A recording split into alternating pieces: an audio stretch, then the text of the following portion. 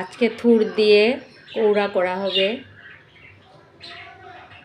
এটাকে আমরা ভূগোলও বলি। আলু বেগুন দিয়ে একটা নিরামিষ ঝোল করা হবে, 5 ফোড়ন দিয়ে, জিরে গুঁড়ো, আদা বাটা, একটু তেজপাতা, লঙ্কা গুঁড়ো অল্প দিয়ে, আর করলা ভাজা হবে।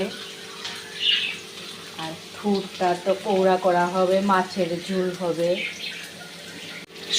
ফুলকপি আলু দিয়ে মাছের ঝোল করা হবে। থুর তরকারিটা হয়ে গেছে। জিরে গুঁড়ো, অল্প হলুদ গুঁড়ো দিয়ে, শুকনো লঙ্কা, তেজপাতা, 5 ফোড়ন দিয়ে,